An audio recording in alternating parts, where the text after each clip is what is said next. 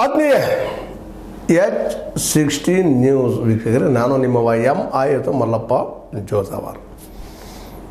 BJಪಿಗರು ಅಥವಾ ನಮ್ಮಂಥ ಪತ್ರಕರ್ತರು ಅಥವಾ ಗೋಧಿ ಮೀಡಿಯಾ ಅನ್ಬೋದು ನಾವು, ಇವರೆಲ್ಲರೂ ಆದಷ್ಟು ಕಾಂಗ್ರೆಸ್ನಲ್ಲಿ ಒಡಕು ಮಾಡಬೇಕು ಅನ್ನುವಂಥ ನೆಲೆಯಲ್ಲಿ ಮಾತಾಡ್ತಾ ಇದ್ದಾರೆ. BJಪಿಗರಿಗೆ ಸಹಜದ ಅಶೋಕ್ ಅವ್ರು ಮಾತಾಡೋದು ನೋಡ್ರಿ ಹೇಗೆ ಹೇಳ್ತಾ ಇದ್ದಾರೆ ಅಂದರೆ, ಡಿ ಕೆ ಶಿ ಮುಗಿಸುವಾಗ CM ಅವರು ಸಮಾವೇಶ ಮಾಡಿದರು ಅಂತೇಳಿ ಒಂದು ಆರೋಪ ಮಾಡ್ತಾರೆ.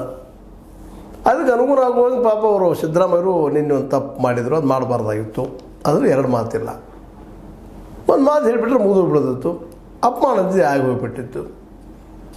ಅದ್ರ ನಂತರದಲ್ಲೇ ಮತ್ತು ಅದು ತಪ್ಪು ತಿದ್ದುಕೊಂಡಂಥ ಸಿದ್ದರಾಮಯ್ಯನವರು ಸಾವರಿಸಿಕೊಂಡು ಭಾಳ ಸೂಕ್ಷ್ಮವಾಗಿ ಸಿದ್ದರಾಮಯ್ಯರಿಗೆ ಗೊತ್ತಾಗ್ತದೆ.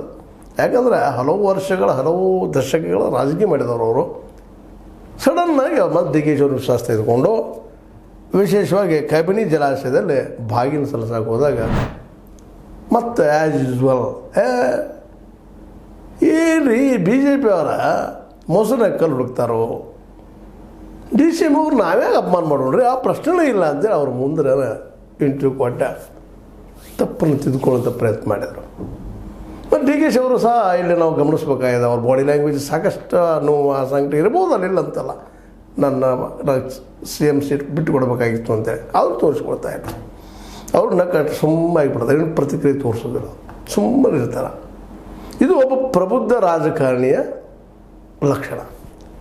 ಯಾಕಂದರೆ ಅವ್ರಿಗೆ ಗೊತ್ತದ ಡಿ ಕೆ ಶಿ ಅವ್ರಿಗೆ BJಪಿಗೆ ಹೋದ್ರೆ ನಮ್ಮದೇ ಪರಿಸ್ಥಿತಿ ಏನಾಗ್ಬೋದು.